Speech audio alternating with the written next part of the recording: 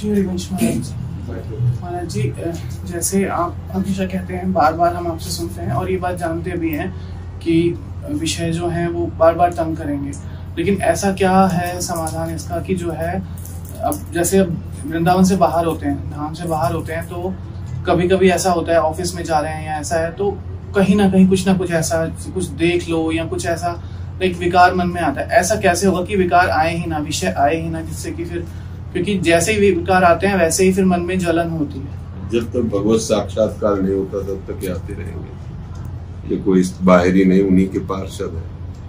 अन्य कोई हो तो डरे, हमारा ही आदमी तो कहीं भी आ सकता है ना। तो काम, क्रोध, लोभ, मोह, मद, मत्सर सब भगवत पार्षद ही है।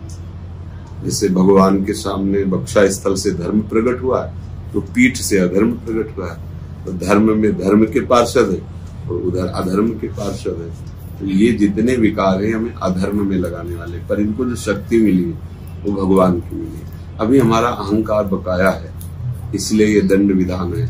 और जिस दिन पूरा अहंकार समर्पित हो जाएगा उस दिन का प्रभाव बिल्कुल निष्प्रभावित हो जाएंगे। तो वही समर्पित करने के लिए और इससे बचने के लिए श्रीमद चतुरासी जी है। तो जल निधि को नाव काम पावक को पानी, समस्त वासनाएं मतलब कुछ देखना चाहती है तो वृंदावन कुंज से बढ़कर कोई शोभा नहीं, वृंदावन बिहारिणी बिहारी जी से बढ़कर कोई सुंदर नहीं, इनकी लीला से बढ़कर कोई भी लीला सुंदर नहीं।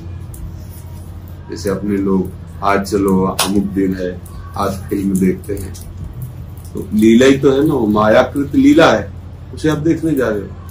थोड़ी देर आप इतने एकाग्र हो जाते हैं, मस्त हो जाते हैं सांसारिक लीला, और कोई सुंदरम सुंदराणाम, देखो माई सुंदरता की सीमा, इनकी लीला देखने को मिले। तो अगर देखने का मन हो तो इधर की कामना करे कि ये तो देख ही रहे। अच्छा, जो आकर्षण होता है परस्पर शरीरों का, वो वासना के कारण आकर्षण होता है। अगर वासना ना होना तो आकर्षण ही नहीं होगा। जैसे लोहे का चुंबक रख दो और सोना रख दो, बिल्कुल आकर्षण नहीं। जब लोहा और लोहे का चुंबक होगा तो आकर्षण हो जाएगा। तो वासना और वासना तो आकर्षण हो गया। उपासना और वासना ऐसे ही है, जैसे लोहे का चुंबक और सोना पास रख दो फिर भी आकर्षण नहीं होगा, वो खींच नहीं पाएगा, वो नहीं होगा। हमें आगे बढ़ना है, निराश नहीं होना, हताश नहीं होना, उदास नहीं होना। इतने दिनों में नहीं, अनंत जन्मों से हमारा जो विषय वासना का आकर्षण होता रहा है। अब भी देख लो, कुछ तो कम है। जो प्रभु में नहीं जुड़े हैं वो केवल वासना के भूत हो गए। आप तो विचार तो करने लगे। आपका जो मन वासना का खेल खेलता है वही आपको सलाह भी तो देने लगा है कि यार ये गलत है, फिर भी आकर्षित हो रहा है। आप कहते हम जानते हैं, मतलब अंतःकरण से ही आ रहा है कि यार ये गलत है, फिर क्यों कर रहे हैं? भजन का ही बल तो है जो वहां गलती निकालने लगा।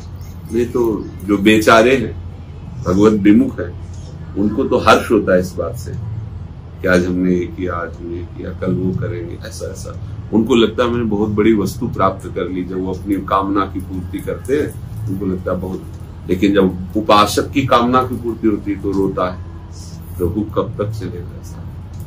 तो अंतर पड़ा ना उसका। अब और बढ़ो, एक दिन ऐसा आएगा कि वो आपको परास्त नहीं कर पाएगा। हमें निराश तो होना ही नहीं। अगर इसी स्थिति में शरीर छूट जाता है तो भी भगवत प्राप्ति है, क्योंकि मैं उनकी शरण में हूं, साधना की शरण में नहीं हूं। कई बार सत्संग में कहा, ये भी सुना होगा कि हमारे साधन भी श्यामा श्याम है, हमारे साध्य भी श्यामा श्याम। उसका मतलब यही है, आप ही हमारी साधना हो तो आप ही हमारे साथ। तो इस भाव से चाहे जैसी आपकी हृदय की स्थिति हो, शरणागत हो ना, आपकी उन्नति ही होगी। आप भगवत चरणारविंद के समीप ही जाएंगे।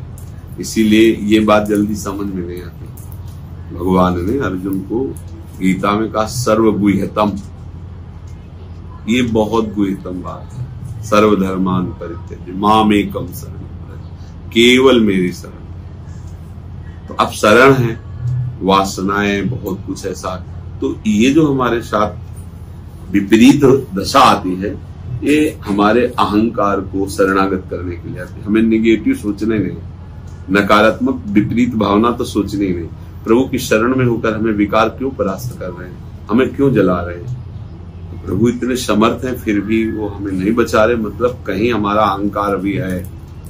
अब वो डॉक्टर है, सच्चे वैद्य है, तो वो ये सब दवाइयां ही कर रहे हैं। जब हार जाएंगे और रोएंगे, प्रभु बहुत करके देख लिया आप, बस अगर है कुछ तो आपका सहारा ही है। अब आ गया जो अहम है पूरा, तो बहुत समय तक गजराज ग्राह से लड़ता रहा, पहली पकड़ में ही पुकार सकता था ना, पर अहम शेष है। सने संबंधी उनके जो हाथी हाथनियां थी, उनका भी बल है। ऐसा किया, सब एक दूसरे को ऐसे पकड़ के सब खींचे, नहीं खींचा, सब छोड़ के चले गए। बहुत लंबे समय तक वो लड़ता रहा, बहुत लंबे, हमें लगता है हजारों वर्ष की संख्या में, 1000 वर्ष का कितना समय होता है, महाबलवान था। अब जब आखिरी स्थिति आई कि सूढ़ थोड़ी ही रही, अब विचार किया, अब तो गया। तो उसे पूर्व जन्म के भजन का स्मरण आ गया, जो इंद्रद्युम्न नाम के राजा के रूप में वो भजन करता था, हरि एकदम, क्योंकि अब बल नहीं रह गया ना। अब पुकारा तो पुकार पूरी तब हुई उसकी जब वो बाहर हो गया। भगवान गरुड़ छोड़कर भागे, क्योंकि वायु से भी तीव्र गति मन की है। अमेरिका पहुंच गया, अगर आप गए तो अब ये मतलब 1 सेकंड के कम भाग में पहुंच जाएगा, बहुत तीव्र गति है। और मन से भी तीव्र गति देवताओं की, और देवताओं से भी, जितने भी बड़े बड़े ईश्वर कोट के थे, उनसे भी श्रेष्ठ गति भगवान गरुड़ जी की, क्योंकि भगवान के वाहन है, भगवान के वाहन है। और उन मन से भी श्रेष्ठ गति गरुड़ जी की, और गरुड़ जी से भी श्रेष्ठ गति भगवान श्री हरि की। तो भगवान ने गरुड़ को भी छोड़ दिया। तो पुकार हरि पूरा करते करते बाहर हो गए थे। इतना कष्ट क्यों झेलना पड़ा? क्योंकि अहम शेष था ना। भगवान तो है ही है, उस समय भी है, वही है, अहम शेष था कि जब तक, अच्छा वो अहम हम समर्पित कर नहीं पाएंगे, क्योंकि हम कुछ भी करें वो और पुष्ट होगा। तो भगवान ऐसा विधान बनाते हैं। अब हम भजन कर रहे हैं, ठीक से चल रहे हैं, फिर भी हमारे अंदर काम वेदना है, क्रोध है, आदि आदि, लगता है कितना गंदा हो। अब आ गया, धीरे धीरे आना शुरू हुआ, कितना नीच हो। देखो गुरु कृपा है, इष्ट कृपा है, फिर भी हमारी गंदी बात, गंदा चिंतन। भगवान, अब जब तुम्हें कोई भक्त कह के प्रणाम करेगा तो तुम्हें बुरा लगेगा, तो तुम अंदर से लगे, तुम जानते नहीं मैं कितना नीच हूं। अब सही रास्ता आने लगा, धीरे धीरे धीरे।